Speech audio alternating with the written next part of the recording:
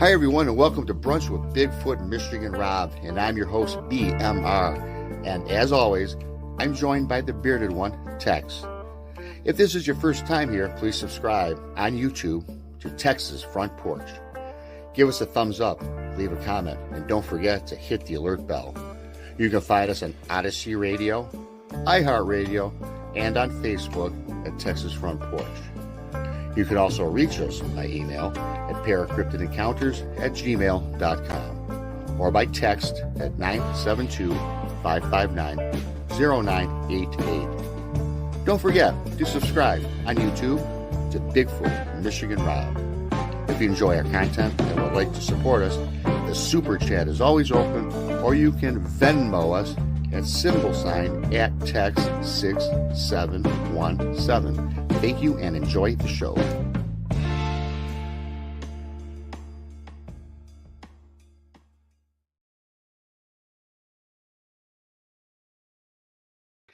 Hello, everybody, and welcome to Brunch with Bigfoot, Michigan Rob, and I'm your host, BMR.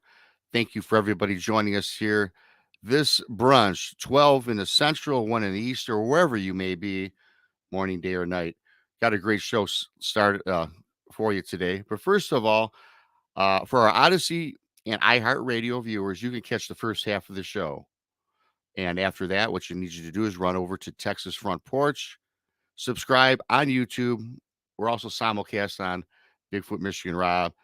You go ahead and subscribe to that to catch the second half, because I'll tell you what, you're going to want to see this entire show here today. You can also hear us, our new sponsors. I wouldn't say sponsors, but we're also on Apple Podcasts, Spotify. We've been on Rumble. We're pretty much wherever you can find podcasts. Also, our lineup on Mondays, Texas Front Porch is 6:30 Central, where it's Tex and Jason McLean.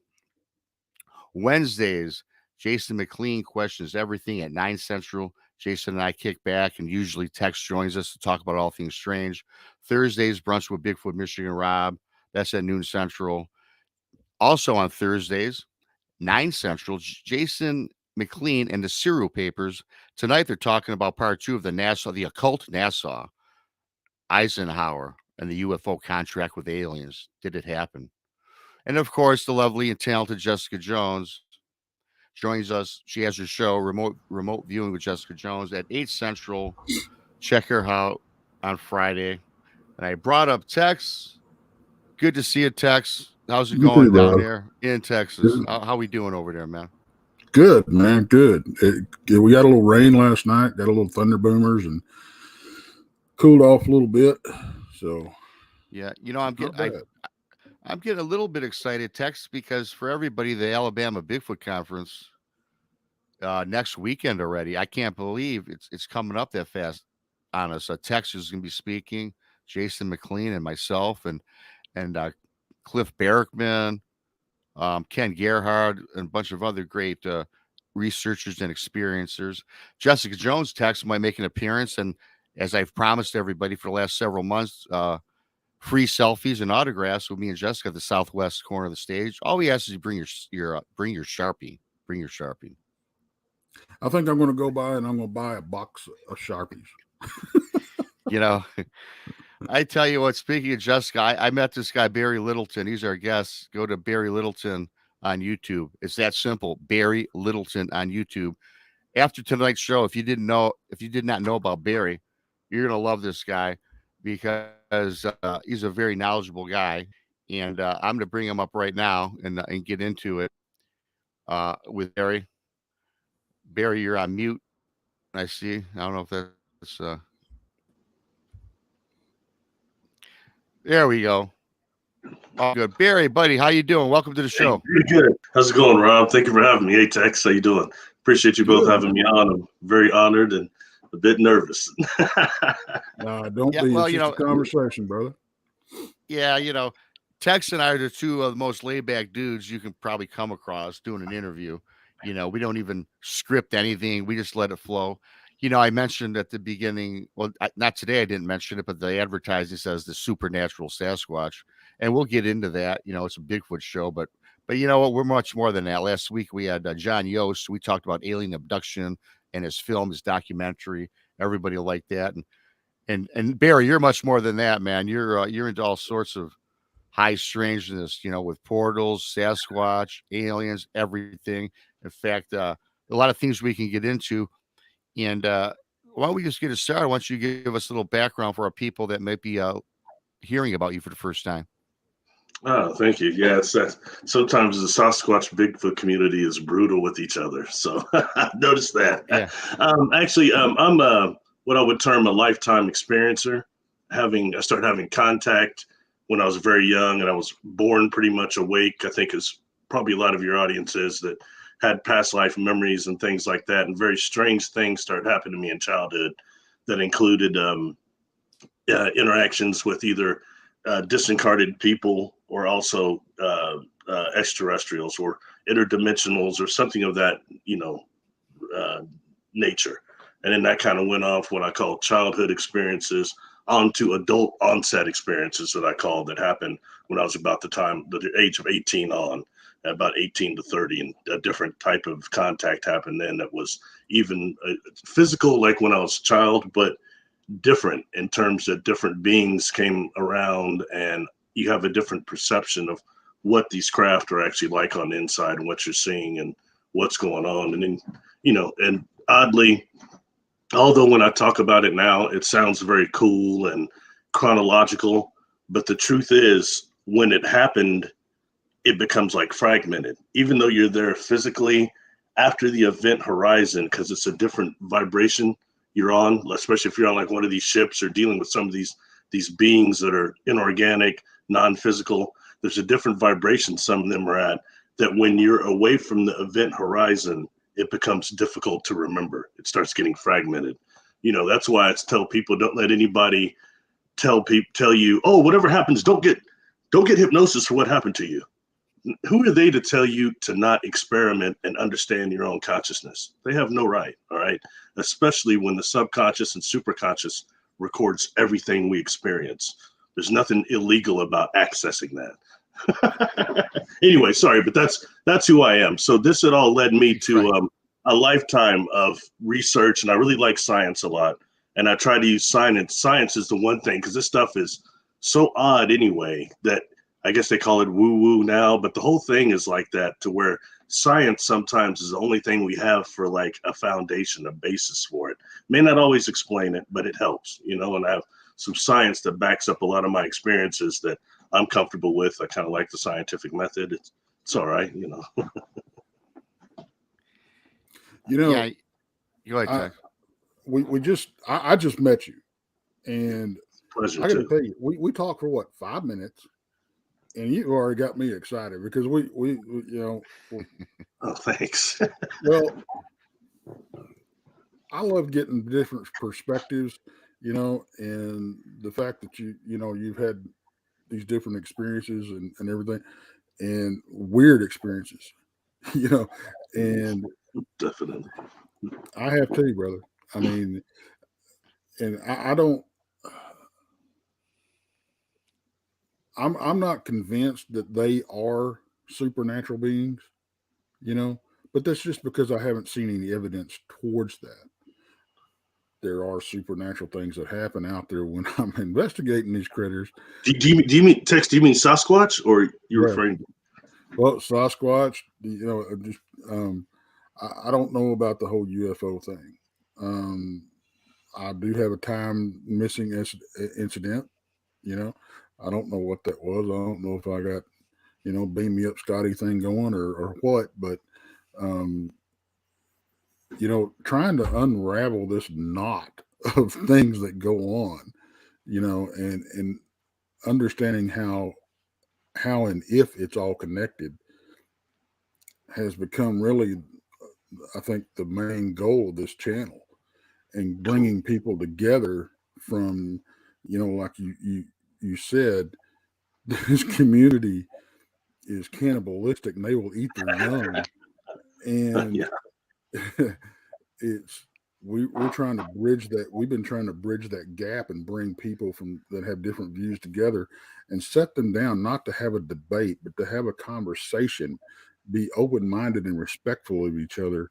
And because we feel that's how we're going to learn something. Because if we can't talk, and be respectful and have a conversation and get information and go, if you can't be open-minded enough to go, well, I've had this happen. Maybe there's something to what this guy's saying, and that goes for both sides of the camp.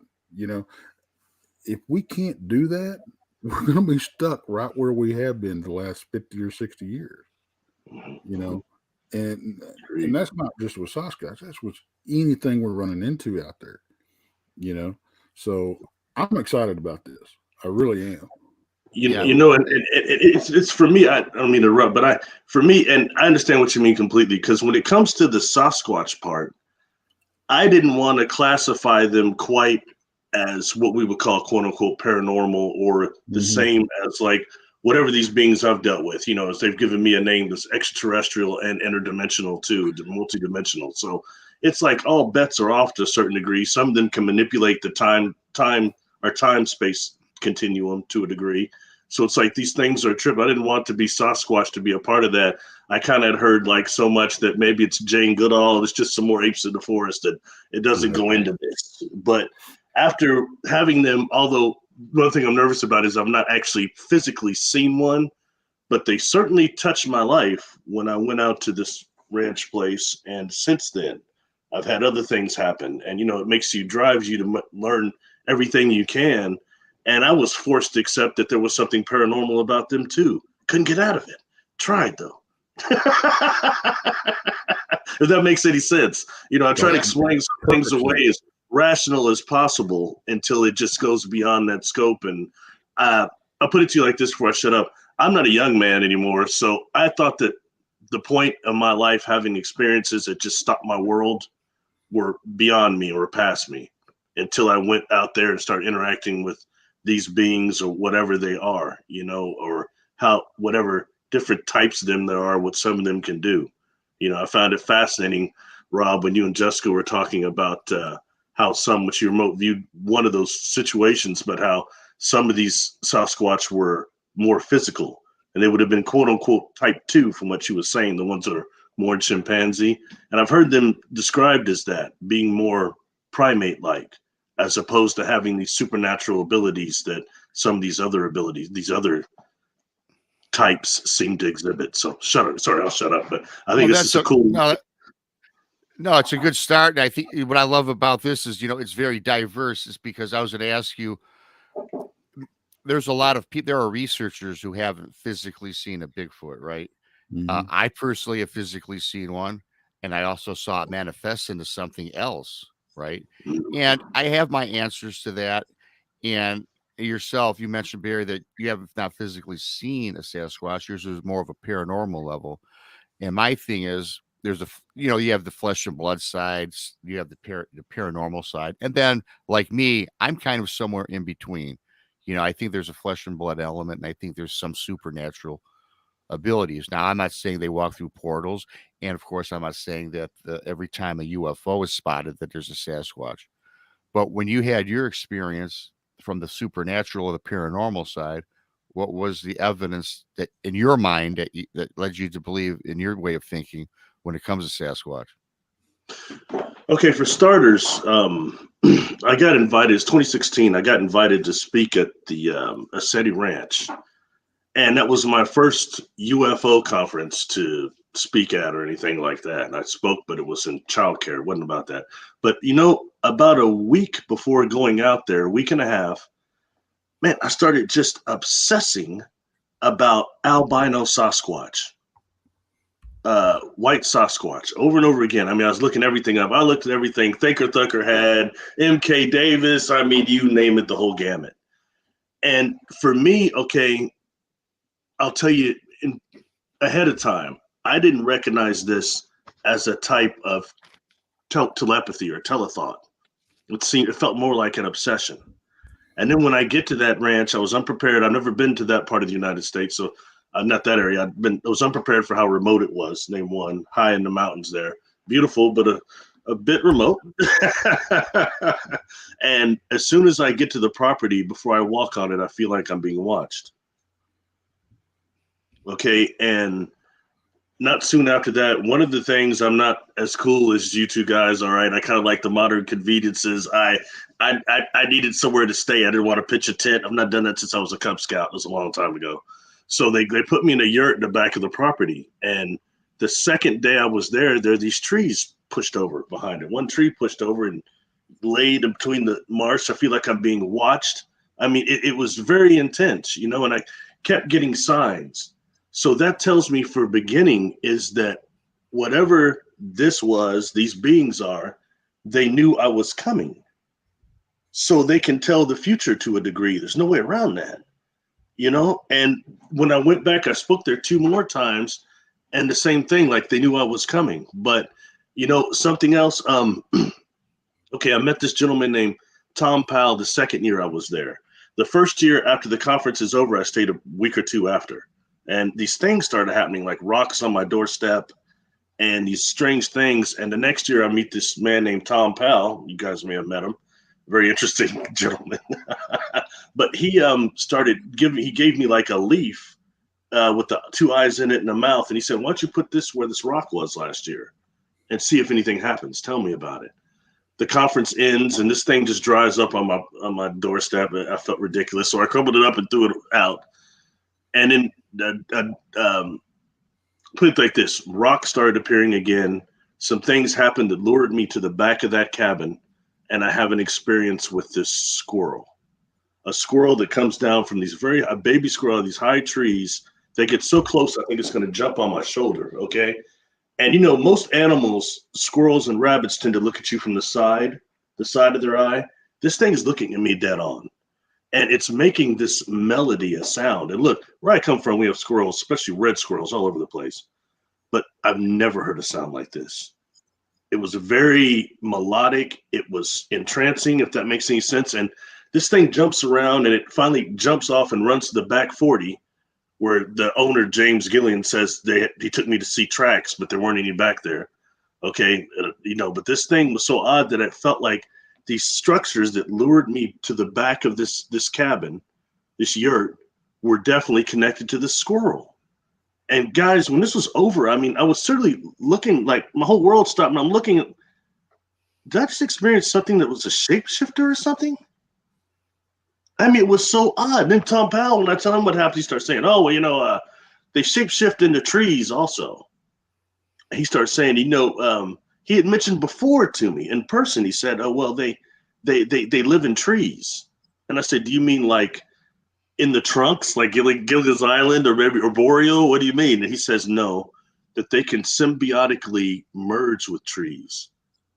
You know, and I start finding out later, military people saying that they had chlorophyll in their blood and things of this nature. So I don't know if that's true or not, but it's fascinating when he starts saying they start shape-shifting in the tree stumps, and they will appear like that as much as animals. And, you know, when I mentioned that on somebody's show, I just got swamped with emails and stuff. People saying, I've experienced something like that. Tree stumps, you know, so I don't know. But these things, you know, I had done a video comparing Sasquatch to what in Europe they call the green man. And the green man, that's exactly what he's supposed to be, a part of the trees with the foliage. And when you start looking at the fact of if that hair that was analyzed, that Sasquatch, that hair was analyzed, that had the translucent fibers in it, as well as like it tend to have a green tinge to it. Now that goes right along with the cloaking and the invisibility. And that's not even so much woo-woo. That's scientifically viable, very much. So, you know, we start getting into that. All of these things together, to me, was one, I was being outsmarted. 2, I know about invisibility. I just did a video about invisibility. I get out there and I'm getting smoked by whatever this thing is, okay? It's much more stealthy than myself.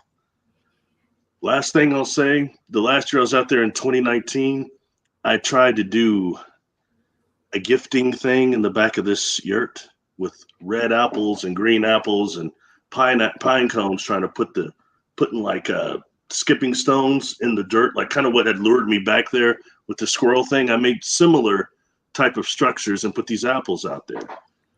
And the apples, the green ones started disappearing. And the red ones were like looked like they were being bitten into, but it was odd. I come to find out later as I'm watching all these people out there, making sure they're not messing with my traps, but they don't even know about it. Nobody's going down there. Number two, I'm being watched apparently. And what was eating these red apples were these groups of robins, like 4 or 5 robins would come out when nobody was around and peck them. So that's why they looked odd, but they only messed with the red ones. They wouldn't touch the green ones. So whatever this was, taking these structures and moving them 20 feet over and taking some of the green apples, I caught something looked like a half of a footprint, but it wasn't full. It's obvious that I was being outsmarted. I was being watched along with these people. It was really creepy. And, I made a video I've not put on YouTube. It's on my Patreon. I'll send it to both of you. But it was, I finally had a camera that worked, and I was taking pictures of this yurt, trying to get that Peter Parker picture of it so I could do a video about it. And somebody sent me a deal saying, "You're being watched. How tall is that yurt?" I said, "It's about 12 feet.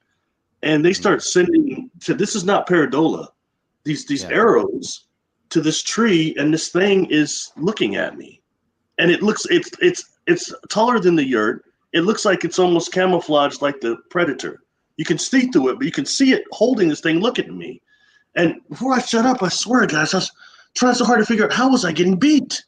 How was I getting beat with not just the people, the robins, me? This thing was beating all of us. It was watching everything. It really creeped me out. So to me, that's a little metaphysical, and that's all I'll say. Sorry. No, I did want to add something, Barry, because something that really got me, and I hear this all the time. You made mention of the stump. I can't tell you how many times I've read or talked to somebody where they were looking at a stump in the forest, or maybe it was at the wood line, and they're looking at a stump, and all of a sudden the stump grows into like a 9-foot object. Not going to say Sasquatch or a cryptid, but that just kind of, they thought it was a stump, and all of a sudden it materialized into a hominid-looking thing.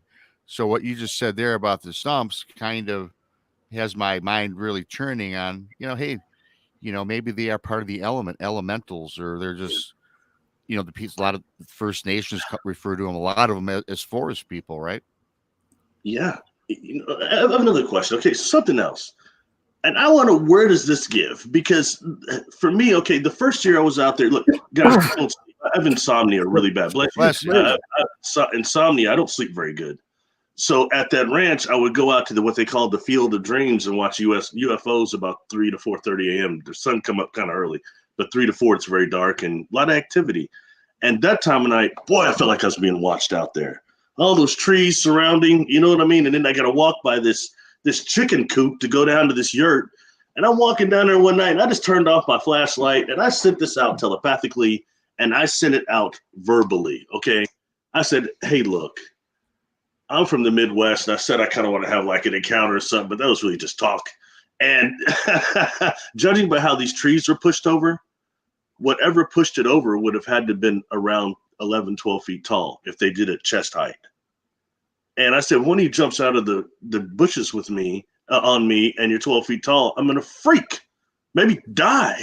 So don't do it, And I went and said that for them. I look ridiculous. I turn off the flashlight. I go in there and sit down. I'm sitting on the edge of that thing, always looking at the window, making sure nothing's looking in, And so telepathy goes off, mind speak. And when I tell this to you, I've had this before with whatever these other beings are of non-earth, non-human origin. It was as strong as that. And it was, when I say telethought, I was getting visual along with an emotion feeling.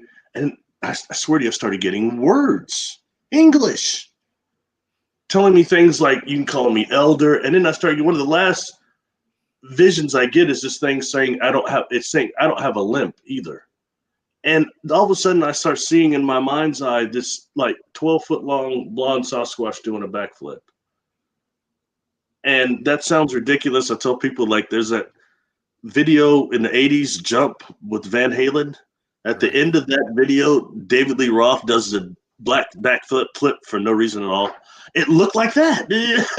And, I come out later, listen to Jeff Meldrum and everybody saying that some of those bigger tracks, like the ones that are almost 20, sometimes they have that unusual thing that shows they might have a limp. So it makes me wonder if they grow until they die. But nonetheless, when this thing shut this channel off, it was done, fellas. I could not. I tried sitting there in this bed, trying to get through, trying to start it back up. I couldn't do anything. And I've been asked, like, how do you know with Sasquatch? Look, I don't.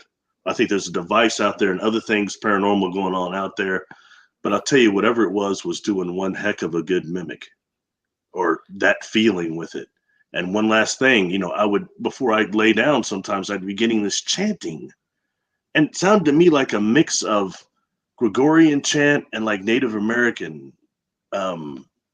dance music. And when I thought maybe it was coming off the land. I'm not really a clairaudient, but I thought maybe I was picking up something off the land. And I find out later, I hear Scott Nelson and people saying that they've heard a recording of chanting only near human habitations that are Sasquatch, they believe, and it sounds similar. And he said, Scott Nelson, I believe he said, he thought that it was a protective prayer. So makes it protective for them or for us? I heard something. You know, when I made a video about it, some people saying, I've heard something out there at night. Food for thought, fellas, I'll shut up. But I mean, it really, I don't know where it begins and ends. I really don't. But it blows me away. I don't know. But whatever it was, I was in communication with for just a few seconds, whatever it was no ape. I've been to the ape, looked at the alpha male there. No telepathy, fellas. None. So whatever this is on a different level. Seriously, you know. I've got Barry. Going back to what you said about the green man, it really caught my attention, and I'm going to show you why. I've got a couple of pictures, and I didn't take these pictures. Okay, one of these comes out of North Carolina from the Paracryptid Hunter, and she's got some good stuff. She's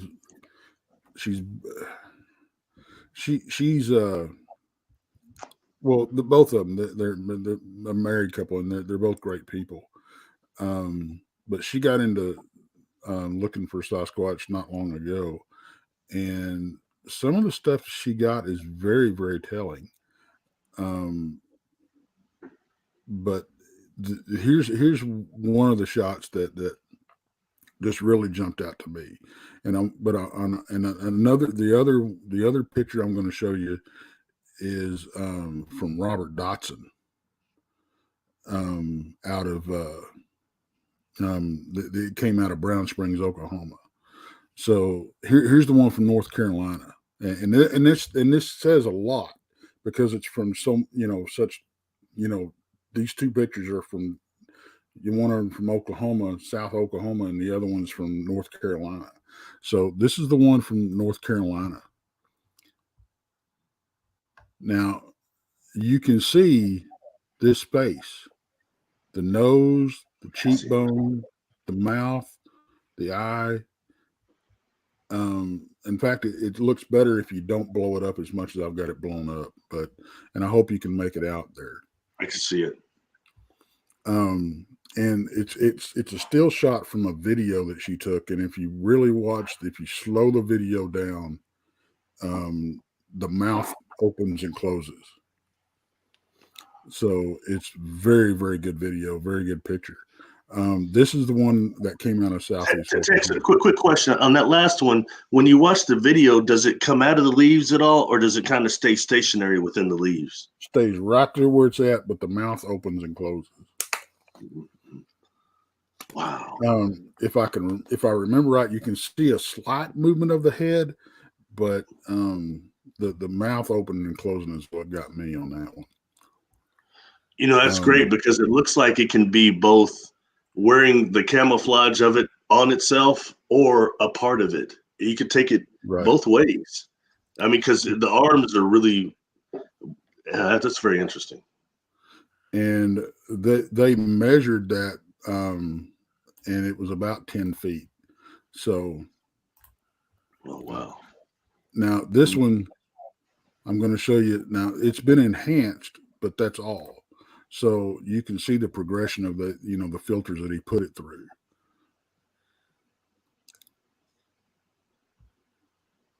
Wow! Wow, that's not bad. And what strikes me is the green tint to both of them, like you were Yeah. saying. And the what I was talking to Kerry Arnold the other day. Kerry's a good friend of mine, and he sent me a picture, and my first my first response is I said it looks like the Hulk, and it's green tint, and we had a conversation. You know, what's causing that? Is it the oil on their skin? Because what we've come to find out is they're they have a very, very thick oil on their hands and their skin, and in fact, it's part of what we're trying to do, or what, not us, but I know Shelly Montana's involved in it, and they're um, investigating and taking samples of these oils that are left. And me That's and very Carrie, me and Carrie were talking. Is it possible that this is the oil on their skin reflecting the background, the color of the background they're in, or is it even possible that they're using some kind of face paint, which natural face paint, which I don't think that's out of the realm of possibilities. If these things are as half as intelligent as we give them credit for, and they've been around us for thousands of years, have they been teaching us this, or are we teaching them that? this is so cool. This could go many ways, my friend. Okay, I must say a few things. One is concerning the translucent thing. And, that's been that I can't remember who it was that had that those hairs analyzed, and Right. they did have that clear with a green tinge on it. And another thing is the oil, and I've taken a note of that too. And there's, oh gosh, I should be able to tell you the name of this phenomenon, but it's when oil has a lot of oil on it, it does break the light. Right. And it's something, if you combine that with these hairs, it's the perfect type of camouflage. Yep. Nowhere around that, and that doesn't even have to be woo woo. That's scientific, Right. And something concerning the war paint, I don't think that's ridiculous at all. And one reason is when we start thinking about some of the traditions that not just the Native Americans have, but ancient Africans have too, and a lot of it involves war paint. Where did that originate at? Who came up with that? I mean, in the beginning, just like the peace pipes, where did that really come from? You Right. know? And I think I'll take this and kind of contrast it, since this is a cool show, so we can do that. But something that I've done a video never released, but I've taken an interest in the little people. Native American full-blood Chickasaw that worked for me for years on third shift. He passed away now. He was one of the first people to tell me that he had seen not just the Sasquatch Oklahoma mountains, but that he had seen, as a child, he'd seen the little people.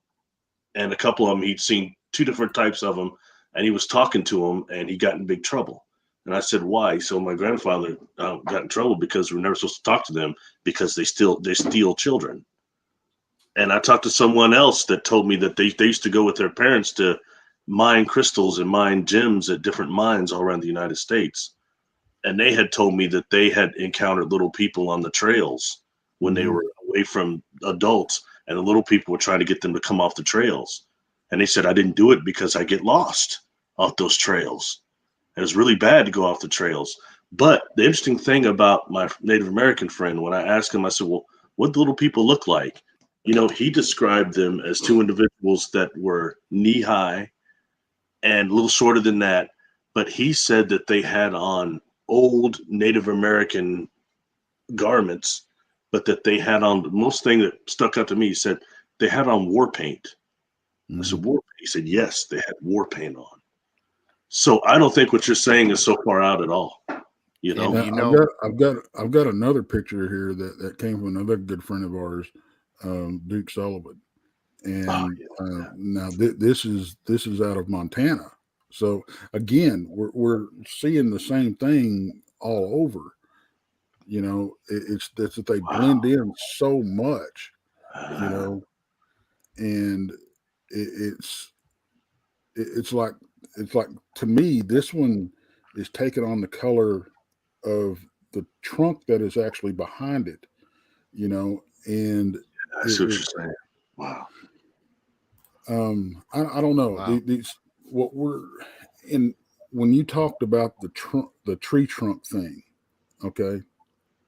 We had something happen to us out in the field where we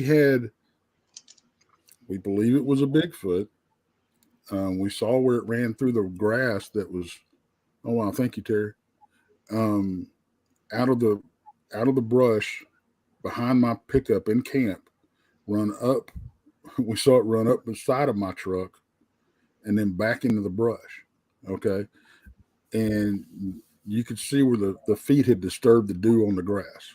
Okay. So we knew something. We not only saw something, but we knew, there was sign that something had ran across there. And so we all three got over there and we were looking, and it was me, Gary Spikes Sr. and Gary Spikes Jr. And they're two of the best trackers that I know of. And I love taking them out. I love when they go out in the field with us, because they notice stuff like that. And also what I'm going to tell you in a little bit, but we're standing there, we're watching, and we see this 8-9 foot stump sitting there, and then it turns and walks off.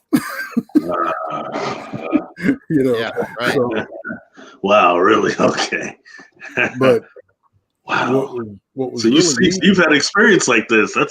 That's cool. Okay, I got you. So wow. What we found also was where it came out of the brush behind my pickup, or where we first saw it. It looked like it may have been standing there for at least a few minutes, because we found a twig that was on the trail that wasn't on the trail prior, because this is a place that we walk back and forth, and we were always watching and always looking and for tracks and coming up to the camp and all that kind of stuff. There was a twig about that long that was broke in 2 or 3 different spots, like he was just playing with it. And just kind of, it was a green one, and it's like he snapped it. And he was just, how you play with a twig and break it and bend it and everything like that. That same trip,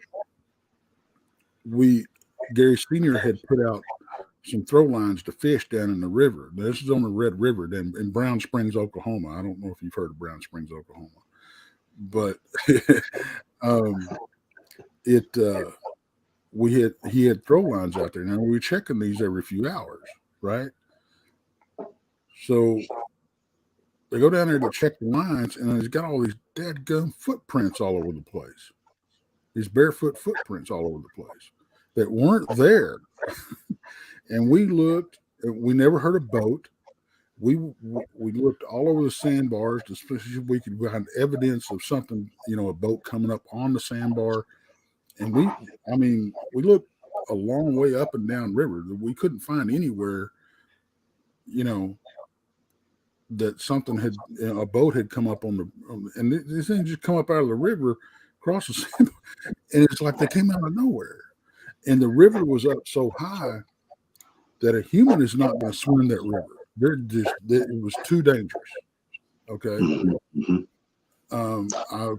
I haven't witnessed it, but I've heard that these things have remarkable swimming abilities. So, but even then, it's a little. Your story reminds me. Your story reminds me of Fred Beck when he wrote that book. I fought the 8 men of Mount St. Helens, and he talked about them being manifested beings, but especially one these set of tracks were in the middle of this river-like island where there was nothing leading up to them. There's no way they were just in the middle of this out of nowhere. And he said the only way that could have happened is either they manifested or came down from the sky. Only other way.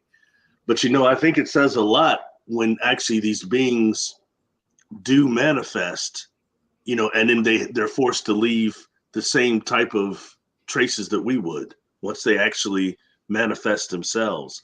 I think that's fascinating. And the concept of really, what are they when they're not manifested? What are they? Just energy? Just mist? I mean, orbs? What? Sorry. Well, Right. You know, what I go ahead, Rob. what I wanted to say too, I mean, talking about the manifestation, before I forget, I did want to interject this.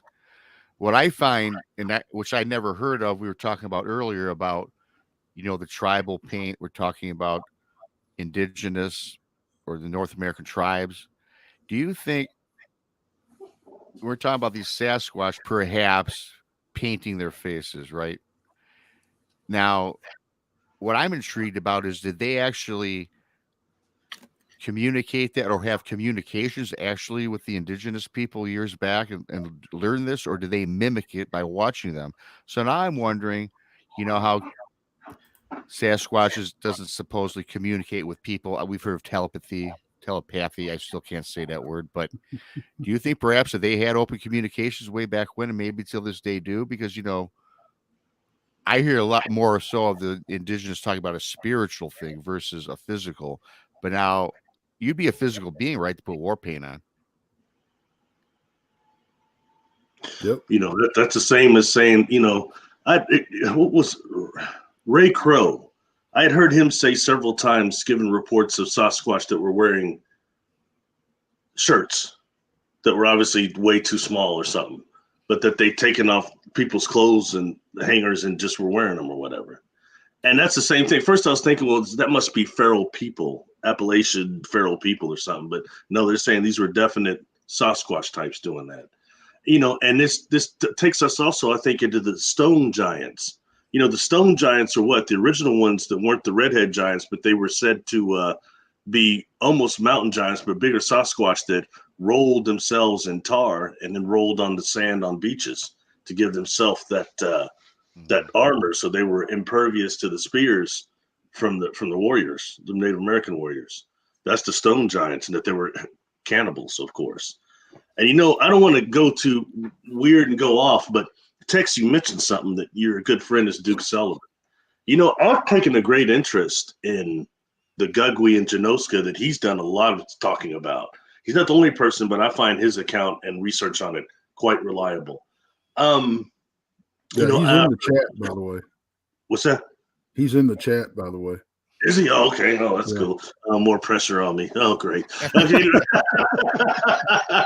But I've heard a lot of Duke could be a baby. Duke will be all right. He won't say too much to you. There's I've been hearing about a mutant species that I think is the same that several different researchers you probably heard it. They're saying that are pushing out the ones that are like the Patty ones and the ones that are more gifting and the ones that will at least deal with humanity, that these Gugwe Janoskwas are no longer hunting as solitary, that they're starting to appear in packs and pushing out good ones, and they're cannibals and they're monsters. And, and I'm wondering, is he seeing that too, that their species, or are you all seeing it, that their count is increasing? Is that happening? Because I think it would be something to probably finally ruin any possible communication between humanity and the Sasquatch peoples, no matter what type they are. And I know that all of them, like humans, you have your ones that could be rogue or whatever, but everyone, including Duke Sullivan, I've heard describe these other ones, these Janoska and Gugwe, they're monsters. I'm sorry, I have no other way to describe that. Well, of course, the Janoska are also known as the face eaters. The stone giants you talk about, and it's and he talks about the Gugwe, and the Gugwe are mean little shits. And I know if you go back to Oklahoma, the LaFleur massacre. Some people say it didn't happen. Some people say it did. In 1851, where this tribe has they were having women and children coming up missing and stuff like that. And interesting. I'm seeing that. Yeah, Duke says, I got more updates on Janosko. Recently, they seem to be half Bigfoot hybrids. Gugways seem to have no relation to the Bigfoot. Okay. Would that make them related to the mountain giants, which seem to be different too? I've heard about different types of the mountain giants too. Yeah, they're all cannibalistic, it seems. Yeah, I know. He ran into some mountain giant or some sign of mountain giants where he researches, and he's like, nope, not going up there. But when LaFleur brought his light horse infantry down and tracked these creatures down, they managed to kill some of them. They unfortunately killed LaFleur, but after they raided the one and everything, they found the bodies of 19 children that were been fed on. So these are obviously very aggressive. Now, whether they're pushing the others out, I don't know. And then, I mean, you've got all of this, the Janoskwas, you got the patty type, the I don't even know what type I saw. It didn't have the conical head. Go ahead. Well, I want to interrupt. The technically Janoska and Gugwe are like type 3, what they're big type 3 Sasquatch with the muzzles, right? Well, the Gugwe, from what I understand, are a type of little people. Well, the Gugwe, I think the Gugwe what Duke would describe is big. It's big and it has the snout. I think the Gugwe is more of it's the face eater, like you were saying, the Jadaska. I know because Duke was saying his first encounter, he thought it was a Gugwe, and this was big and it had the snout and the teeth. From my understanding, from what Duke had told me before. And then, I mean, you throw Dogman into the mix, which have been seen in the same areas. I personally don't think that they have a symbiotic relationship with the Bigfoot. I think they tolerate each other. I think they move through each other's territories, but at different times. Every once in a while they may cross paths. But hey, Bear, do you got your speakers on? I'm sorry, Tex, your speakers on. I'm getting a little feedback, just FYI. I don't know if that's a high speaker. No, I haven't changed anything. All right. Let me see if I can turn this down a little bit. Oh, you're good. Let's see if I can turn this down a little bit. Yeah, maybe that'll help mine too. I'll turn mine down. Did that help? How's that? Yeah, it's better. Okay. But it's very possible that we're seeing the same thing with what I'm thinking about the Dogman and the Bigfoot moving through territories. Maybe it's none of these different creatures want to be around each other if they can help it. Most apex predators or any animal in the animal kingdom, even humans for the most part, are going to avoid a fight if they can. Because especially out in the wild, it's too damn risky, So I'm wondering if that's what we're seeing. If they're just taking turns moving through territories, cycling through. Yeah, that's a good point. But when you start talking about throwing the paranormal aspect into it and everything, and we say this all the time, Barry. If somebody tells you they had an experience and they saw a large humanoid figure with glowing red eyes or whatever out in the woods, they tell you they saw a Bigfoot. But if you take that same description and somebody tells you they saw it in their bedroom, it's a demon. So what are we seeing? And I've got very good friends that I respect a lot, and I've said this 1,000 times, that claim to communicate with these creatures. And my concern is it's not Bigfoot that they're communicating with. It's something that's pretending or presenting itself as such. So that's my concern. A question, Tex. I know you've seen a Dogman, and I've heard you discuss it a little with Jessica. But I had two questions. One was which type was it? I'm a little familiar with the types, and there's like 4 or 5 different of them. They all look pretty pretty rough to me. Next thing would be, did you feel it was evil or negative? What kind of vibe did you get from it? What do you think about that? Are they demonic, do you feel, or? Well, I tell you what, that's probably a good breaking point, because we're coming up on the first half. We got to say goodbye to our iHeart listeners and stuff. So if we want to take a little 5-minute break right now, we can, and then we'll get into that when we come back. Rob, how do you think? I think, we're coming up at 51 minutes here. I would think that'd be a great way to start the second half. And to everybody listening over on iHeart Radio and Odyssey Radio, if you would subscribe to Texas Front Porch, Bigfoot Michigan Rob, you get the second half, and we can get on with that. And also some other things I'd like to talk about, Barry, but we'll get into the second half. And maybe Barry, because I'm not gonna be able to talk to you when we get off. Maybe because I can still hear an echo, maybe for the second half if you got some earbuds or something. I think it's coming out of your speakers. But on that note, Barry, if you want to look into that, and Tex, second half with Barry Littleton coming up. 5-minute break. Tex, if you want to roll it on over, that'd be awesome.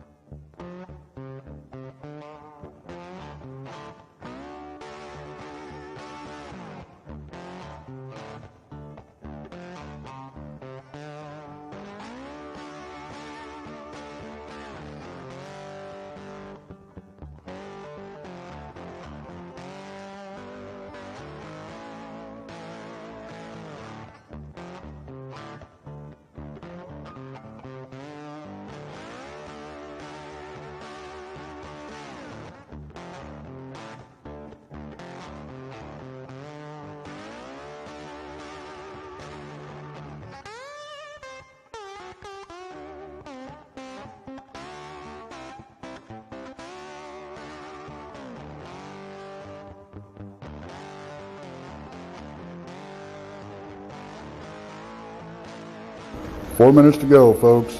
4 minutes.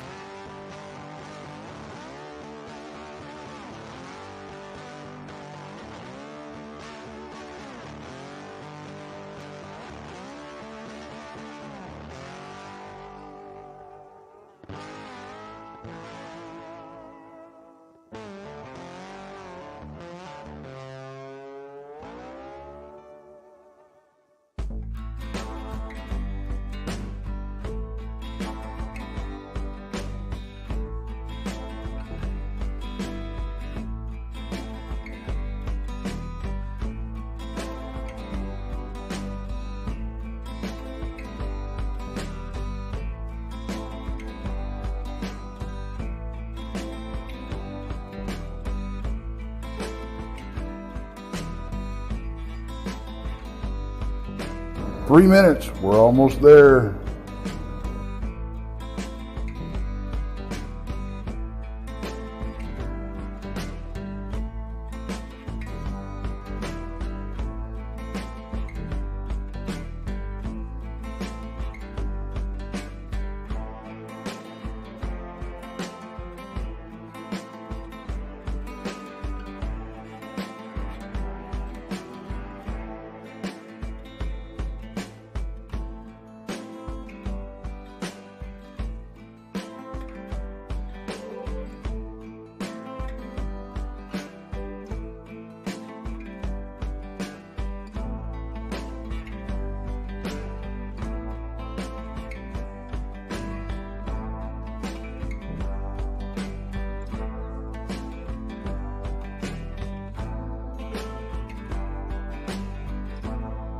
Two-minute warning, guys. 2-minute warning.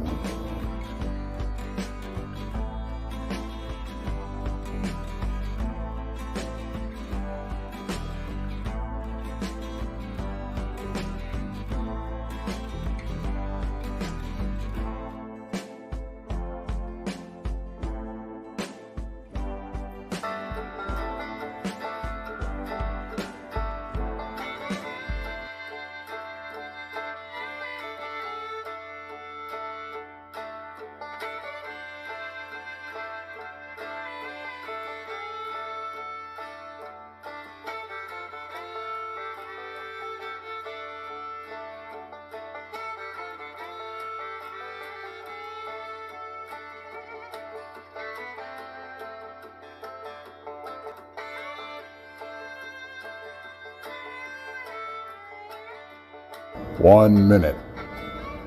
1 minute.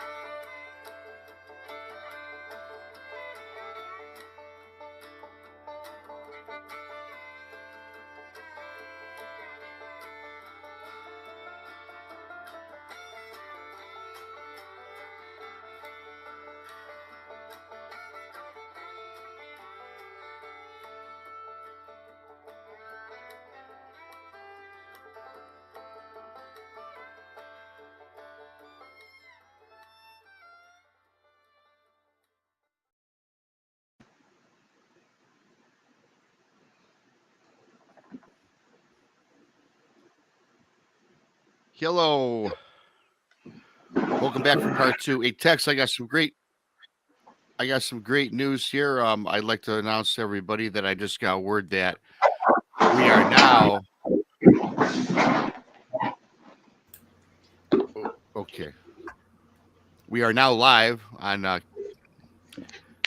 KPLN radio in Oregon. So we're streaming live thanks to Ann Celine and a great team out there. So now we're on the West Coast. We're in the Pacific Northwest. And thanks for that. KPLN radio broadcasting live in Oregon. That's awesome. Yes, it is. Yes, it is. Ever growing, ever growing. And if Barry, Tex, if you want to go ahead and finish up with what we were discussing at the end of the first half, that would be awesome. Great show Yeah, so far. you had asked me about Dogman that I saw, Barry, and I didn't get that. To answer your second question, I didn't get the evil Dogman sickness that everybody talks about. I didn't get that evil feeling. Don't get me wrong, I got the crap scared out of me, but it was a little different than I didn't fear for my life type thing. It was more of just leave me alone feeling that I got, vibe or whatever you want to call it. As far as what type it was, man, I got to tell you, I'm not sure if if I buy into the whole there's a certain amount of types, okay, because of my theory on how they came to be as we know them today. But it didn't have the long pointed wolf snout. You know, it didn't look like the ones from Dog Soldiers, the movie, or The Howling or something like that. Mine, the Hollywood, the closest thing Hollywood put out was to what I saw was American Werewolf in London. It had the shorter, broader snout, but it wasn't as shaggy as that one. It didn't have the yellow eyes. It had brown eyes, just like a lot of dogs have. Didn't have a mouthful of gnarly teeth. Just had regular canine teeth. But what stood out to me, one of the things that stood out to me, was that there's an old wives' tale that if you want to find a smart dog, look for one with black in his mouth. And this thing had a black mottled mouth and tongue. Because he didn't stop. He turned his head and he growled at me halfway across the road. He was about 25 feet away from me. Broad daylight. I know what I saw. So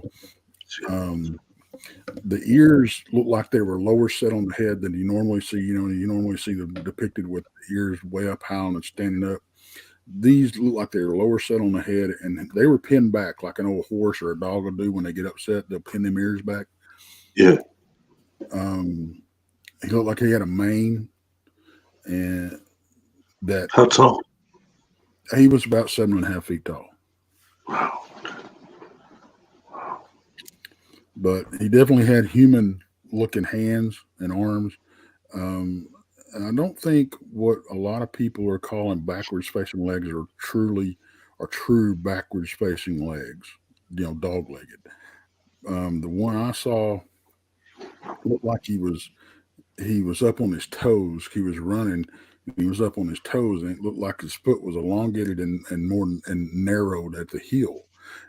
And I think that's what a lot of people are seeing and misidentifying as that, that hawk that what they call it. But that's he ran across the road and dove over a 5-strand barbed wire fence, was about 5 feet tall, and he went down on all fours and then disappeared into the tall grass. So, yeah. Went on to all fours. So, Yeah. Did he appear to be like just a big wolf at that time, or would he went on all fours? Or? Well, honestly, that is the part that's kind of blurry. All I know is he went down on all fours and disappeared in the grass. Because he didn't. That's really all I know. I didn't. It's like it wasn't. It wasn't really. I don't think it was any difference than a human would do if they did the same thing, if they made the same maneuver. But when instead of going down on the ground like a human would, he landed on all when he landed on all fours and just took off. So once he hit the high grass, he was gone. So but yeah, and there's a lot more to the story than that. And I ran into him. I think I ran into him about 8 months later after I got back into the, because I didn't leave the house for about 6 months. I wouldn't go back out hunting and stuff for about 6 months. And when I started going back out, I was going back out at this favorite place that I was hunting. And I was just about to, this place was so thick that you had to travel the game trails, and I was just about to cross the fence and go into this place. And I heard something walking in the brush. And I thought it was one of the twins or that hunted the same place. They lived on the other side of this place. And I hollered out to them, and this thing stopped, and I hollered again, and it shifted its weight, and I hollered again, and it shifted its weight. And I told them, I told whatever was out there, I said, look, if you don't say something, I'm going to shoot. So, it didn't say nothing, so I fired a round off in the air, and that's when all hell broke loose, and it started crashing through the brush. And I just turned around and ran. I didn't even look back. If this thing was going to snatch me up, I really didn't want to know it. But after years and years and years later, after I came out of the proverbial closet about it, and I started talking to people, started kind of connecting the dots. About a year before my first sighting, we had a dog go missing, and we found him because we started smelling him, and he was underneath the house.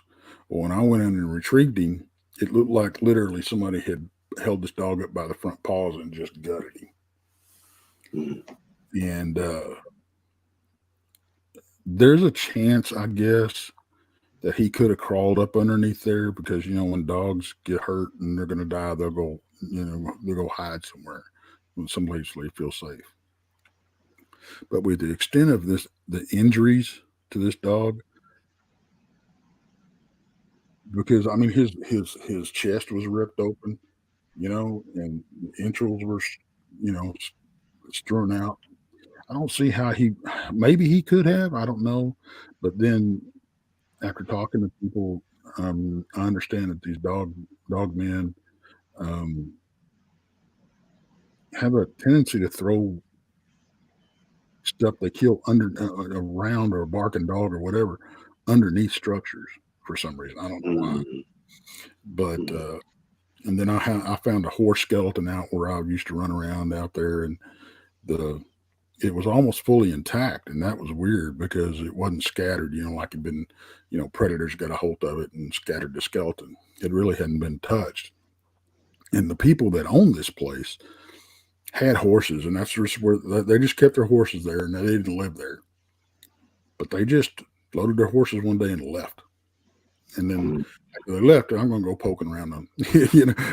I'm a kid. I'm going to go poking around the pastures and everything. And that's where I found the horse skull. At that time, I just thought it was cool to bring mom home a horse skull to have in a rock garden. I didn't think nothing about it. But we were all the time hearing reports about a mare dropping a foal, and either the mare get tore up or the foal go missing. Cows doing the same thing with a calf and that type of thing. Chickens going missing, and every time, either got blamed on a big cat in the area, which we did have big cats in the area every once in a blue moon. I've got a picture of one that was in the area carrying off a 10-point buck. Wow. Yeah, I'll show that picture here in a minute. That's pretty big. I mean, it's not a cryptid or anything, but it's a fascinating picture. But or it would get blamed on a pack of wild dogs. So it's just, I think, honestly, I was blessed to have that experience so young, and I'm one of, I think it's just luck of the draw. I was able to deal with it the way I did, because I think it kind of tempered me for what I'm doing now. I'm actively out there butting heads with these critters, so I think that's, that's what I say all the time, Barry, that I wish to hell it had been a Bigfoot that I ran into, because, when I ran into that thing, the term Dogman hadn't even been coined yet.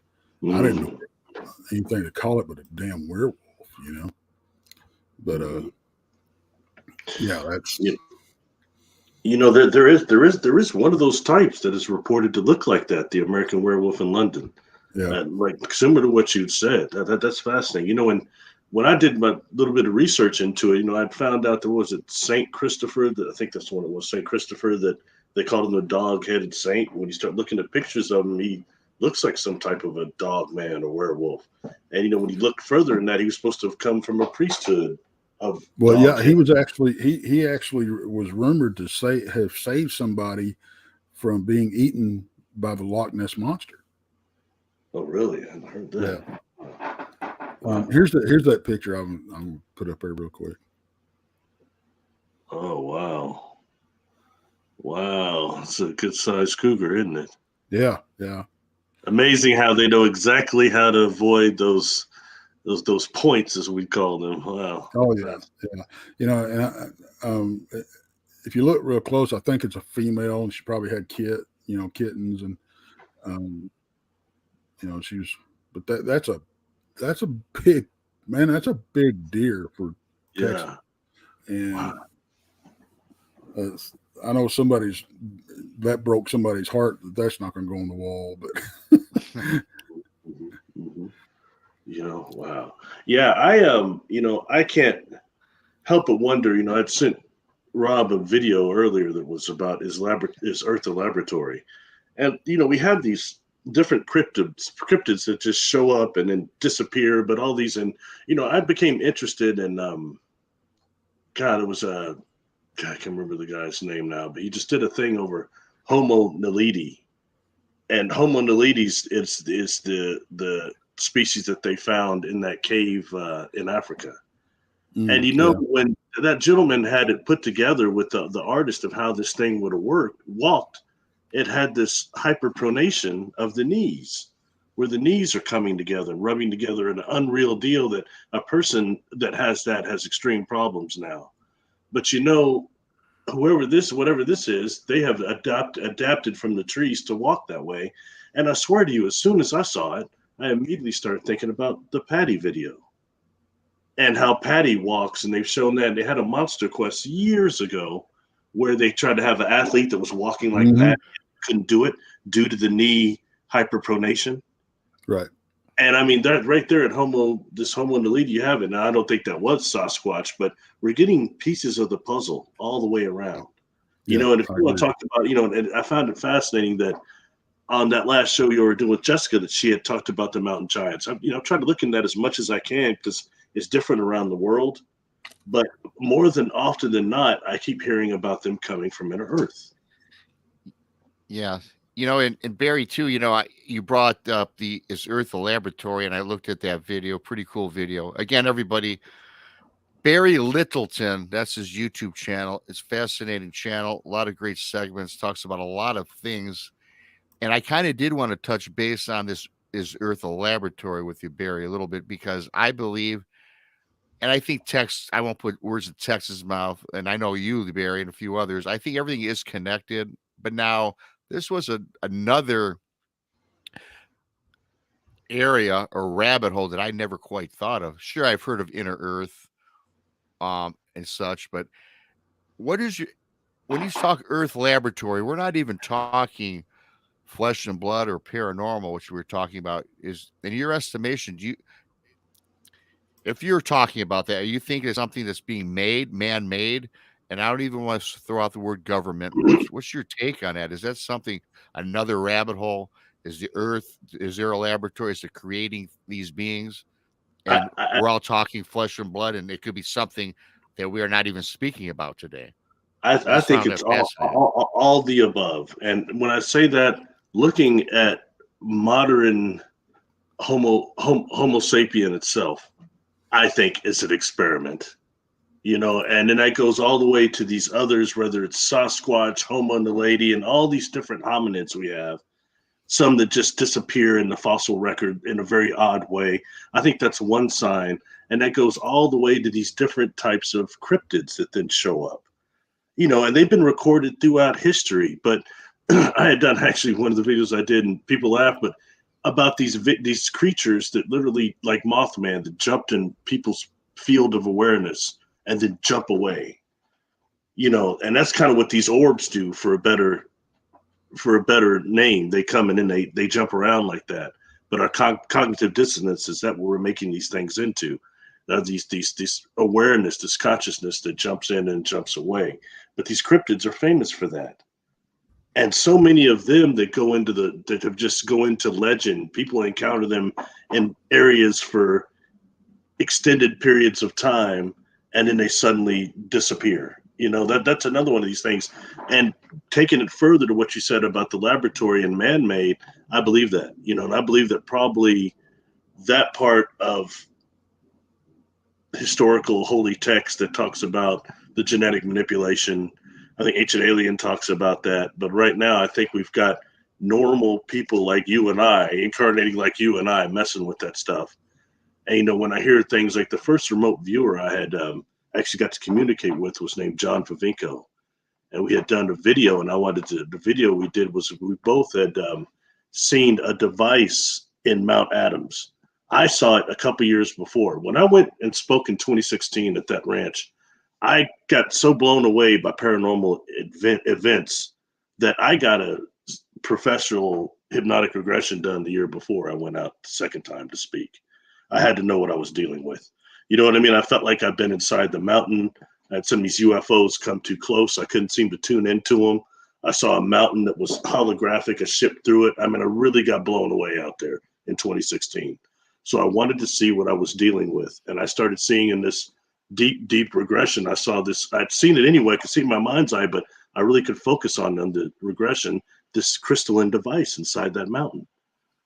And 2 years later, John Vavinko does a video called Remote Viewing the Ancient Aliens of the SETI Ranch. And his team, they draw this device also. I found it in a book called The Keys of Enoch, called the Orbs Station.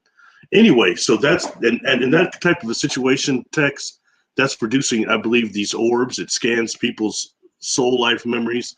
Then it produces an orb that gets in your field of awareness and alters your perception. And now knowing that I was correct on that with all the evidence and data, it made me wonder, like, well, the Sasquatch thing, was that one of these orbs? And I see so many people out there saying they see a Sasquatch walking through the field and it disappears. Well, is that a projection made from this mountain as opposed to some type of a species that was actually communicating with me? So I did kind of put that into perspective, okay? But nonetheless, just that there, I did that wanting to know what that device, seeing it. So I wanted to talk to John about that We did a video, and one of the things, two things I wanted him to discuss on there was because he worked for the government at some point, and he does his own thing now. But what he saw independently when he remote viewed the moon, and also chupacabra. And he talked about chupacabra and crop circles too, were the threes. But during chupacabra, he had said that it was in Puerto Rico in a genetic facility, and it was man-made, and it escaped during the hurricane there. And and that goes back to kind of what Jessica was saying about, I can't remember which one it was she was viewing, that she said that there was a government, was it the Petrosaurs? That there was something they were making them in a lab too to try to mimic what once existed, or something similar, she said. But that keeps coming again and again, that humans are doing this. So I think that's so I think it's the whole gamut where we're looking at dark forces that are using this place as some type of a laboratory and have been for probably a couple of million years. Sorry.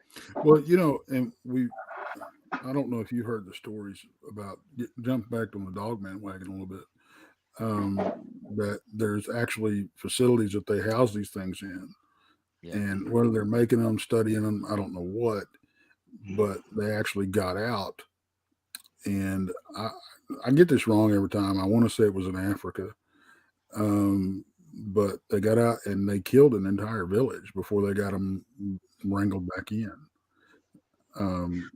From what I understand, that's happened more than once.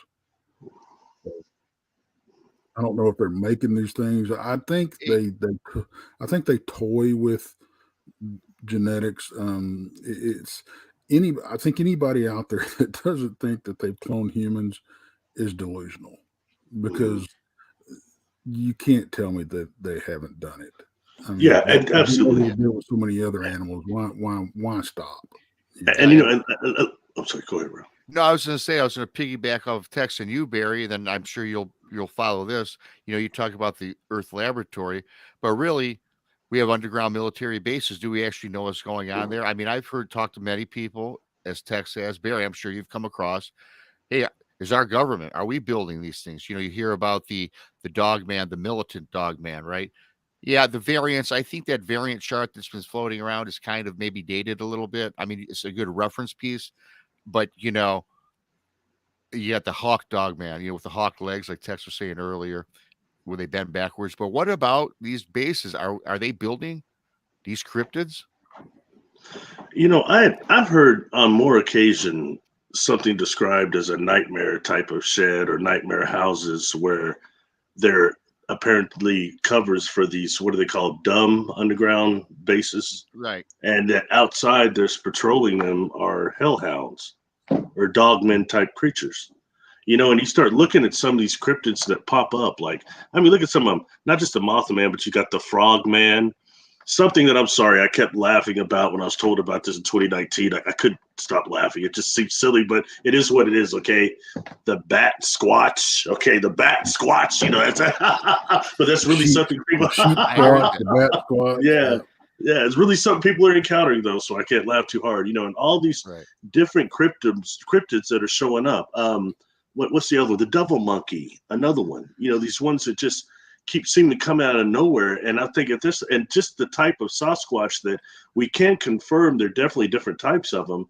That almost looks like another type of an experiment from, another a more advanced race that's coming here and messing with things. I can't take everything. I take things at face value. Like example, when I was talking to Tom Powell, he talked about, he lived in Oregon. He's a ex-astronomy teacher, high school teacher there. But he had said that him and this gentleman walking with him that was hanging out with him that said he could communicate telepathically with Sasquatch went to a certain reservation or tribe there to talk to the tribe because they had a family of Sasquatch there, and the alpha male was reported to be 10 feet tall or more, and they wanted to see him. So, but when they get there, the tribe says, we've only seen the baby daughter and the mother. And this gentleman goes wherever he goes to communicate with them and says that he's told by the female that, the father is gone. The green ones took him to go work. We don't like the green ones very much because they put us to work. But when he's done with his work, he'll be back. And I looked at Tom. I said, "Well, who in the HE double hockey sticks is the green ones?" And he says, "The reptilians." He says, "My friend that would never say it publicly, but my friend David Pauletti says it's the reptilians." I was like, "Oh, you know him too?" He's like, "Oh yeah." And I said, "Really, the reptilians?" And trying to take it out of the quote unquote woo woo so far out, and thinking about what actually could put something that size like a Sasquatch to work. Would it be some type of a 12-foot reptilian with technology? And we go back back in time on Earth when this was a Type 1 civilization. Well, we still have remnants of that here now that we cannot explain. Something like that device inside Mount Adams would be from when this was a Type 1 civilization, and it would have been an open galactic trade, and the Sasquatch would have been a part of that in some way. So it's just food for thought, when what really happened is transpired on this Earth. And you know what, Barry, I just mentioned the deep underground military bases, right? We just discussed, and what you just bring up a good point. Who is to say that there aren't deep underground? Now, it's a food for thought, something for you to respond to. Do you think that maybe, we talk about aliens from, they're coming from outer space. Well, how do we know that there aren't alien underground bases that are doing the exact same thing that you just discussed? That they've been here, that they've already been here. There was a book by a gentleman named young guy named Mac Toonies, Toonies, and he called it the Crypto-Terrestrials. And he died not long after writing that book and producing it. But what he was saying was that a lot of the UFOs that we see and a lot of the phenomenon that is always accredited to being outer space is actually right here on Earth and inner Earth, and the civilization that lives and exists right parallel with us, which includes the Sasquatch, the gnomes, the fairies, all that. All this is part of this crypto-terrestrial thing that's right here, and they've been hiding right in front of us all along. I think it's both, my friend. I think they're here, inner Earth, and out there, and I think that basically humanity is so asleep. I think what one of the things that really struck me as odd. I think it was now. I guess it's been about 3 years ago now, or maybe more, when the UK made a law against killing the chimera. Why would you make a law against killing chimera if they didn't exist? Now, a lot of people, if you don't know what a chimera is, it's really just the mixture or hybrid of multiple creatures. There's no set mix. The griffin would be a chimera, so any mix of any creatures is considered a chimera. But why would you make a law, like that? You were talking about the bases and all that kind of stuff. In Florida, I'm getting reports of, again, I talked, Carrie, you mentioned when they were out in Florida that they found these boxes just out in the middle of nowhere that were locked and on the ground, and I got to thinking, wow. And I wonder if it's some kind of electronic fence. We know that the American Indians used to use certain symbols, possibly magic. Maybe it was just marking the territory where these creatures lived, so you wouldn't wander into it. But what if the government or one of these entities, or however you want to look at it, have electronic fences in these areas now?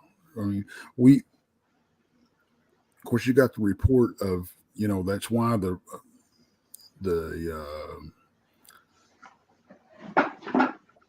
national parks were even put into effect, is to give these creatures their space. They wouldn't, their homes wouldn't get disrupted by man so much, and they would give them a place to go. And I think that's very possible.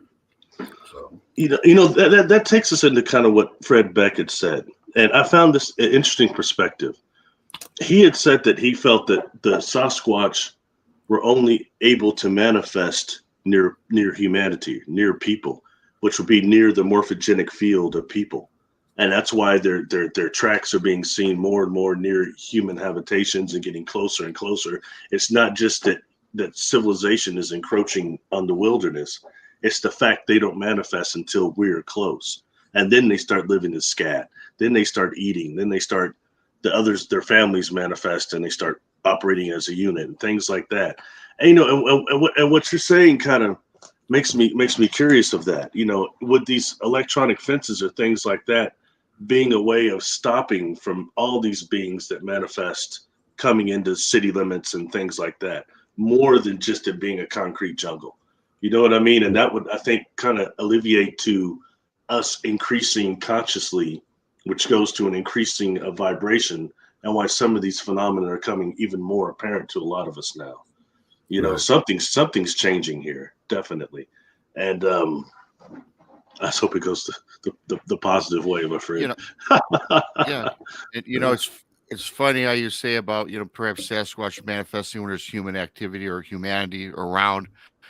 Much like, remember last week, we were talking about orbs and the crop fields and how these crop fields would manifest, and there was always orbs around. In fact, we've seen pictures about that on the show we were doing. But what about when you hear about, and again, this is just food for thought, something to think about. A lot of people say that when they see orbs, all of a sudden they see a Sasquatch appear, right? I mean, there's been so many different ways in which these things have manifested, either naturally or however you want to call it, whether it's supernaturally. The one I saw, it didn't manifest. It popped out of the wood line at the edge of the lake, and then it manifested into what I at the time thought was a demon. So what's your theory on these orbs that people are saying, hey, when they see Sasquatch, they see an orb, or perhaps something, or if a UFO is around, then they see a Sasquatch? I personally have not seen that, but do you think that's just another avenue? There's something called the quantum hologram, which would be actually a way that some beings in awareness way can actually perhaps turn themselves into a type of an orb for intergalactic travel, something to that degree. Okay, so that could be one possible explanation for these orbs. But I heard something else. And since this is cool, you guys' shows like this, so I can talk about this. I won't mention any names, but I did a conference several years ago with one of these really well-known whistleblowers, okay? And this cat was on me like white on rice. We're alone privately talking a lot for like 2 days he was there. Anyway, the first things I wanted to know is this. One is you claim to have interacted with black people, melanin dominant people from off this outside of this solar system. Tell me all about that. The second thing is this. Isn't that picture of the dude in the uniform and the big Draco, like the 12-foot tall Draco with the wings, the white Draco, royalty or whatever? Wasn't that you? And he says, yeah. So we start talking about that. He tells me about that experience. But something that he had included with that was, I'm trying to remember if he said it was that being or another one he had seen, that this thing was the size of like that, a 12, 13-foot reptilian. An orb comes over the size of like a ping pong ball, and this thing sucks up into this orb. And he said it's the next wave of craft these beings have, and that these craft doing similar to this holographic thing I was telling you with can actually do craft that do that and suck them into wherever there's another dimension or whatever. And when you hear something like that, I can't say it was true, but nonetheless, it was absolutely fascinating when thinking and comparing Sasquatch and orbs. Are the Sasquatch able to turn into the orbs themselves consciously and manifest into that? Or are these craft with like these reptilians coming and snatching them up? And that's what you're seeing in a way like what this gentleman was saying. I mean, I don't know, guys, but it's interesting food for thought, if nothing else. And the quantum hologram, real quick, is if you have a wormhole or a black hole, really magnetically eternally collapsing objects, they're calling them now, something passes through that it creates a copy on the surface, and that copy is kind of goes part of like, so the black hole is like a recording hard drive for the universe, what we call quote unquote the Akashic records. Okay, and when you have a civilization that may no longer exist, type 4, type 5, they can still interact with us through the Akashic record, through the quantum hologram and our brains. Okay, because the brains, actually, these black holes scientifically function a lot like brain waves. That's what the data is showing, but people aren't talking about that. Instead we're still talking like it just sucks everything up, like that movie came out when I was a kid. Everything gets sucks in there. But that's hole. Not it. Yeah. It's something else going on there. There's something else going on there as far as they are the record keepers, and they can be accessed consciously. And when dealing with that, how some of these craft are able to get around truly, if they're organic and conscious, you're dealing with, like I'd asked a gentleman, Professor Shields, how fast do you all quantum physicists think that the speed of thought is? He gave me this certain experiment, and he said that they think it's 100,000 times the speed of light. So if you're going to access something like a black hole that far away, there's no other way to get to it. Real quick, I know it sounds weird, so I don't throw people off. There's something in these black holes. Right? Our audience off, Barry. I feel like we're talking about Sasquatch. And all of a sudden, this guy's talking about black holes. It's hey, weird Barry, stuff. really quickly,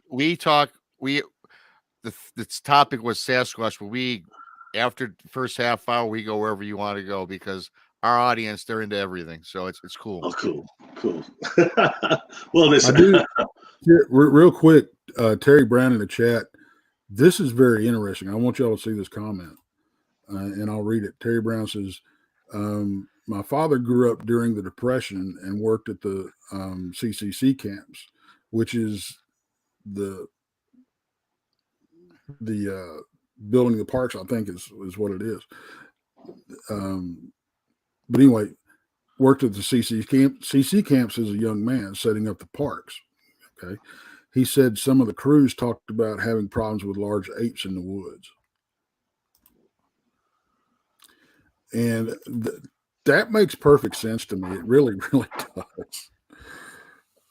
But sorry, that comment came up. I've heard the same thing about a place, Silver Dollar City. It's kind of in Missouri Ozarks, right? I've heard rumors about them having problem with Sasquatch out there when the park is closed. Don't know if it's true, but it's interesting enough, when you deal with these things, and if they do manifest around humanity, what better place than an amusement park to find some good junk food and all sorts of fascinating things to do. Well, we got the video from that it's gone now, but that came out of the supposed Sasquatch digging in the grease trap from the casino. Oh wow! Really? Oklahoma.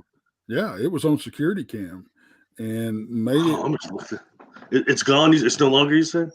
Yeah, you can't find it anywhere. But it actually it came out, and then it was gone. So wow. Hey, it's kind of like that picture, that ABS picture of the Bigfoot with his back turned. That's got appears to have tick holes and things like that in it when you really examine it. Do you guys think that's real? I don't know, man. There's, the problem is, especially in today's world, anything can be generated to look so freaking real. And it's, getting pictopictures of Sasquatch or any cryptid. You either get one that's a blurry, blob squatch, or if you get one that's really good, it's fake. So you're kind of damned if you do and damned if you don't type thing.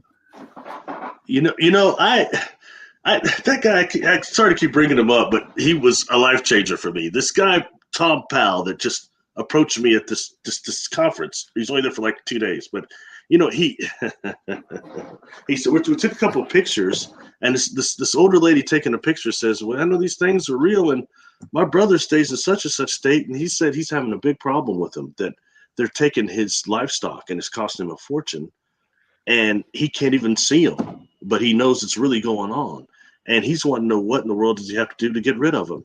And Tom looks at her and says, "Oh, we're taking this picture right there." He says, "Oh, tell him to put up cameras. He'll be gone." Just like that. And man, I started laughing. And he's looking at me and says, "I'm serious." And he tells me, he says, "I was over at somewhere, I want to say it's towards Mount Rainier there in Oregon." And he said, "I was still doing the whole Matt Moneymaker thing, that there were apes. And I was banging sticks. He had property. I guess he had action on his property, but he couldn't catch it. He's going out here. He said he's putting up camera traps and doing all this stuff and not catching anything. The activity will always go to the opposite side of where the cameras are." And he said, "I think they can see them, hear them, and smell them." And then he says, "And I keep hearing all this stuff about mind speak." He said, "But they're just apes." And he mentioned something to the farmer out there. He'd been setting up these traps, and he says something about mind speak. And the guy says, "Oh yeah, we get that out here, but my wife gets it way more than me, and my daughter gets more than both of us." In fact, they were trying to get my daughter to come outside and play the other night at midnight, and she wouldn't have been out there. She hadn't been out there and things. And I guess the wife, the first he's saying, "Well, how come you guys didn't tell me this? I've been setting up camera traps out here for years." And he says, "Well, we didn't want you to think we're crazy." And then she says, "In fact, I was out smoking a cigarette in the foyer, and they're communicating with me the other night." He says, "What did they say?" He said, "To stop trying to trick us." And he goes, He looks at me, "Barry, they're talking about me." And then he asked her to give him a photo, to step in front of the camera. They said no, but he gets these weird shadows on the camera. And then he asked to give him a bone. And he said in one of the gifting spots, there was this bone put there in the dirt. He takes it, tells people he's got a Sasquatch bone. He gets it analyzed, and it turns out it's an emu bone from the wife's father's emu ranch that's like 40 miles away. And he's looking at me saying, "Barry, I didn't tell him what kind of a bone." He goes, "They have some type of a sense of humor." And one last thing he says, "I'm out there, Rainier, banging the sticks and doing all that. Nothing happens. So I decided to go home. It's 2 hours from there to my house. And I get home, I'm unpacking my camera, and there's a return knock on my property." He said, "It's like I was out there effing with them, so they told me, well, we're going to F with you. Here you go." And he's looking at me, and he said, "You know about the 1,000 monkey thing?" I was like, "Yeah, the island thing." He said, "Unless they're doing that, using portals or running like the Flash in the comics, there's no other way." And I thought there was just little stuff you hear like that I think gets dismissed too much by the Sasquatch Bigfoot community. It's very important, you know? Yeah. Well, and it's sorry to go so long. Sorry about that. No. It's hard to explain if you're completely in the guerrilla camp. It's hard to explain that stuff, you know. But there again, what if it's not Sasquatch? You know, I mean, it's you can keep going back to that. You know, what if these entities are not what they're presenting themselves to be, and if that's the case, why? You know, why if you got stuff mind speaking to you, and this just for argument's sake, say it's not Bigfoot, why? Are they trying to get their foot in the door so they can, you know? I mean, and I think I honestly, I went through that text, like I said before. You know, knowing what's going on at that mountain out there, and that thing is producing some type of a projection that will take people's consciousness further.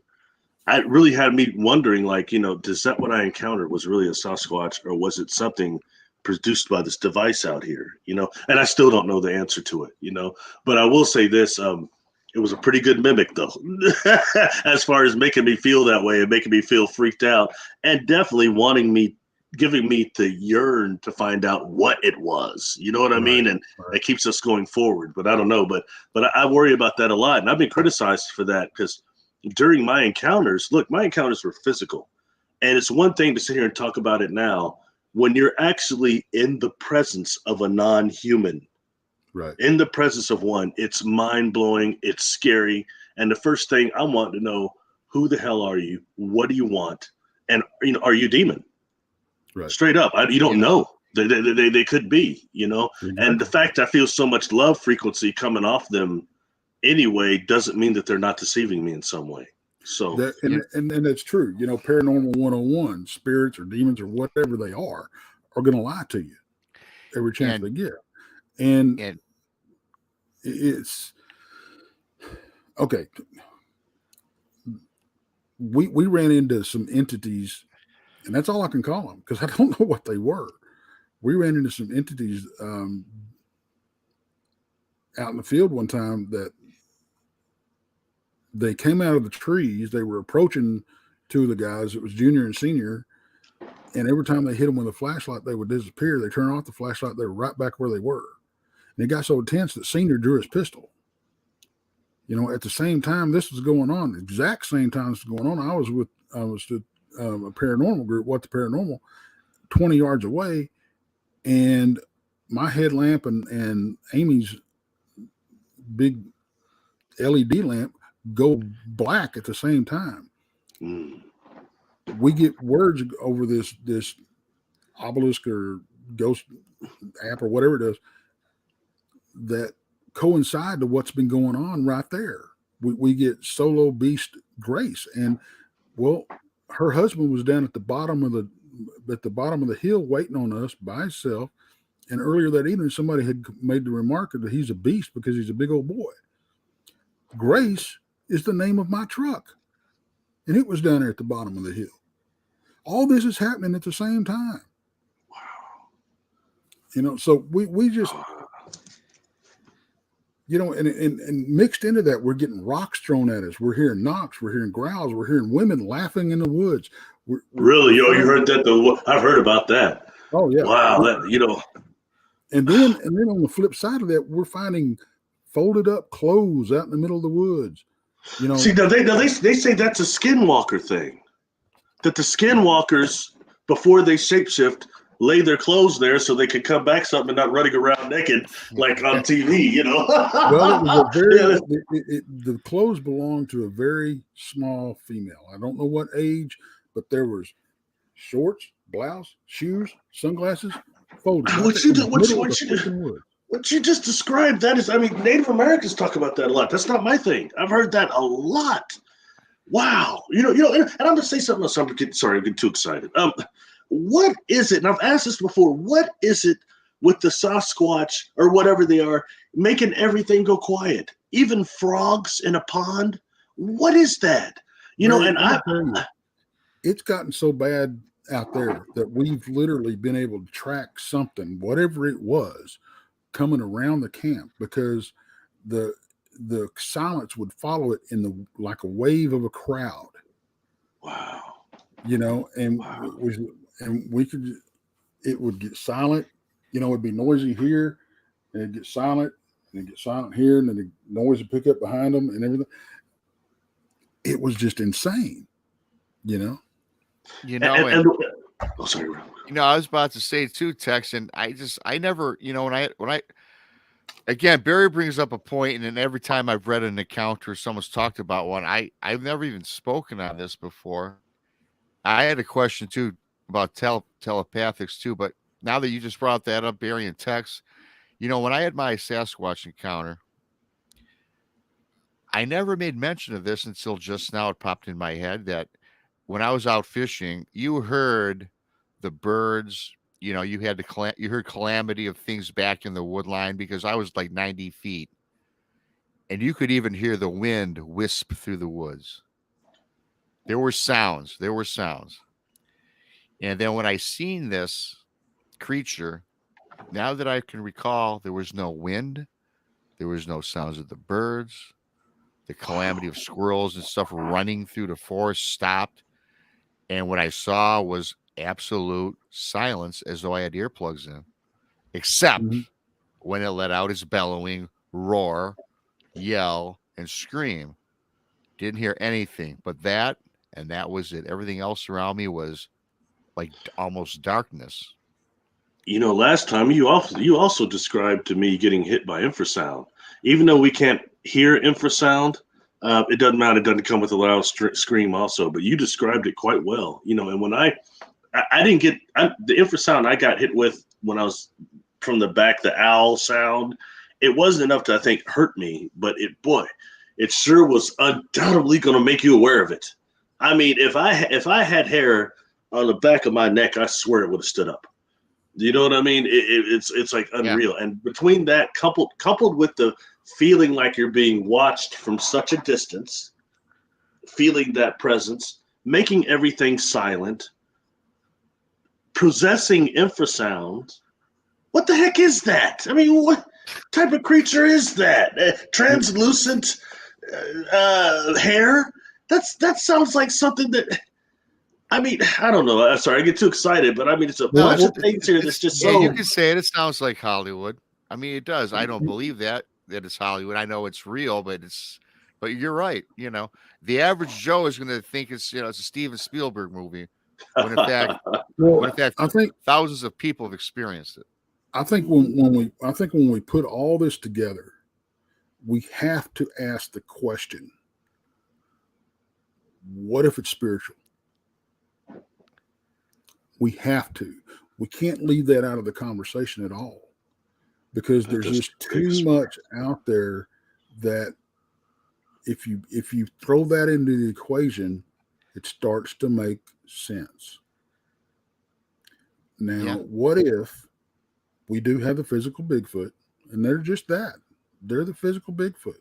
What if we have the physical Dogman? They're just that, the physical Dogman. But what if we've got the spiritual aspect of it? And I'm not talking about the light side of the spiritual aspect. I'm talking about the dark side. That for some reason are using these creatures or these physical entities to mask their presence, and there is a ancient, darker entity pulling the strings. Taking this and throwing in there the topic of shapeshifters and where that may have started with, and taking and throw something else in the mix. Those that are familiar with Carlos Castaneda and his series of books and what he said his teacher, Juan Mattis, and the other Toltec novels and warriors could do concerning shapeshifting itself. And if you actually read those books, the techniques, some that are interesting to me because they produce third dimensional results if you try some of them.